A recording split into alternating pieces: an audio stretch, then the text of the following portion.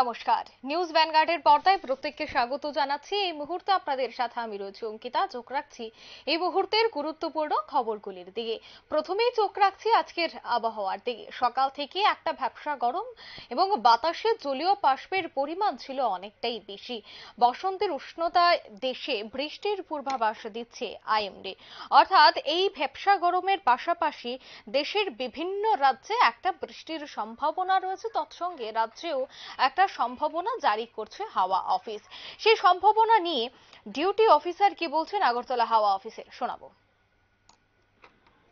হ্যাঁ, রাজ্যে বৃষ্টি আপাতত আমি একটু রাফলি বলে দিতে পারি যে আগরতলা রাজ্যে বৃষ্টির সম্ভাবনা আছে 21 থেকে 24 তারিখ পর্যন্ত।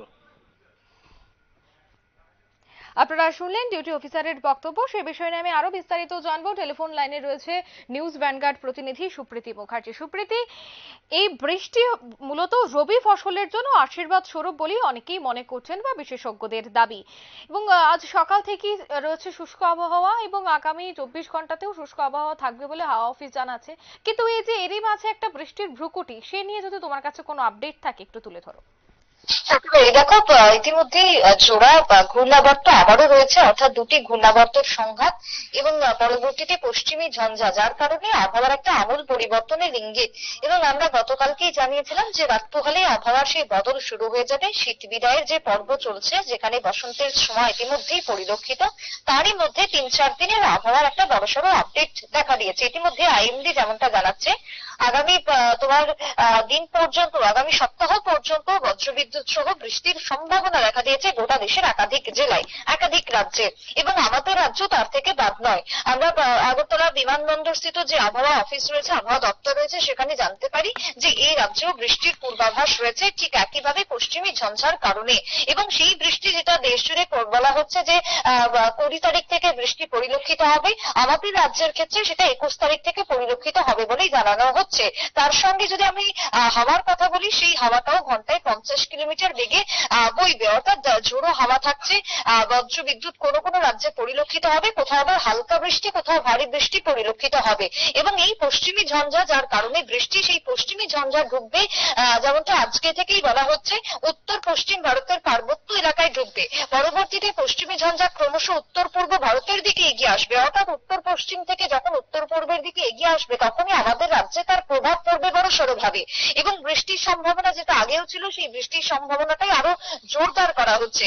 বিশেষ করে যদি উত্তর পূর্বে কোন কোন রাজ্যে সব থেকে বেশি প্রভাব পড়বে বলতে হয়, তার মধ্যে থাকছে সিকিম এবং অরুণাচল প্রদেশ।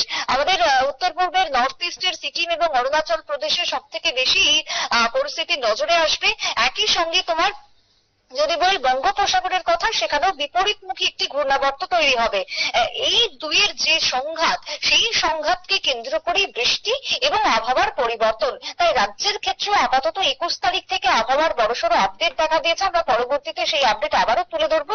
তবে হ্যাঁ, এই বৃষ্টি কৃষকদের ক্ষেত্রে অনেকটাই সুবিধা হবে বা আশীর্বাদ বলে মনে করছেন বিশেষজ্ঞরা। কারণ আমরা শীতকালে দেখেছি বারবার বৃষ্টি হয়েছে, শীতের বৃষ্টির কারণে আমরা দেখেছি যে কৃষকদের ক্ষতি হয়েছে সেখানে।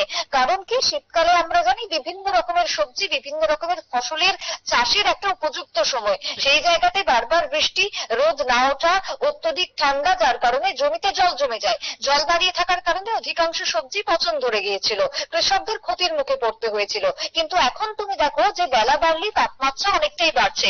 এখনো পর্যন্ত যদি আমরা দেখি যে তাপমাত্রা, সেটা 29 ডিগ্রি সেলসিয়াস আজকে রাজ্যের ক্ষেত্রে পরিলক্ষিত হয়েছে। একইভাবে সর্বনিম্ন তাপমাত্রা আজ সকালের 14 ডিগ্রি পরিলক্ষিত হয়েছে শুধুমাত্র পশ্চিম জেলার ক্ষেত্রে।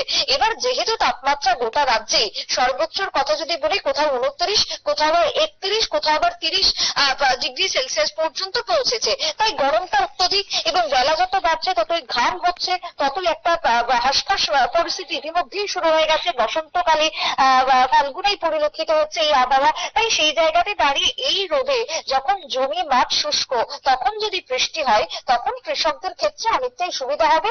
এবং এই বৃষ্টির কারণে চাষ আরো ভালো হবে, সবুজ সতেজ সবজি পাওয়া যাবে, এমনটাই কিন্তু বিশেষজ্ঞরা এই মুহূর্তে জানিয়েছেন। তবে এই বৃষ্টিকে কেন্দ্র করে কোথাও আবার সতর্কতাও করা হয়েছে, কারণ কোথাও কোথাও ভারী বৃষ্টি, একই সঙ্গে বজ্র বিদ্যুতের পূর্বাভাস দেওয়া হচ্ছে আইএমডি থেকে।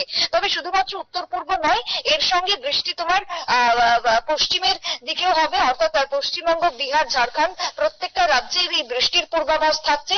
তার সঙ্গে যদি আমি উত্তর ভারতের কথা বলি, উত্তর ভারতে এই বৃষ্টির পূর্বাভাস একইভাবে থাকছে। অর্থাৎ এই যে দুর্যোগপূর্ণ আবহাওয়া, সেটা 22 ফেব্রুয়ারি বা তোমার কখনো 24 বা 25 পর্যন্ত এটা থাকতে পারে বলে ইতিমধ্যেই মনে করা হচ্ছে। তাই সেই জায়গাতে দাঁড়িয়ে এই বৃষ্টির কথাই আপাতত আবহাওয়া দপ্তরও জানিয়েছে। ঝোড়ো হাওয়াও থাকবে তার সঙ্গে, যার গতিবেগ 40 থেকে 50 কিলোমিটার হবে, এমনটাই অনুমান করছে আবহাওয়াবিদরা। অঙ্কিতা, একদমই ধন্যবাদ সুপ্রীতি। ইতিমধ্যেই বৃষ্টির একটা পূর্বাভাস, তার সঙ্গে একটা পশ্চিমী ঝঞ্ঝার সম্ভাবনা কিন্তু হাওয়া অফিস জানাচ্ছে, এবং এই বৃষ্টি কৃষকদের জন্য খুবই সুফল বলেই মনে করা হচ্ছে। নিয়ে নিচ্ছে ছোট্ট একটি বিজ্ঞাপন বিরতি, সঙ্গে থাকুন।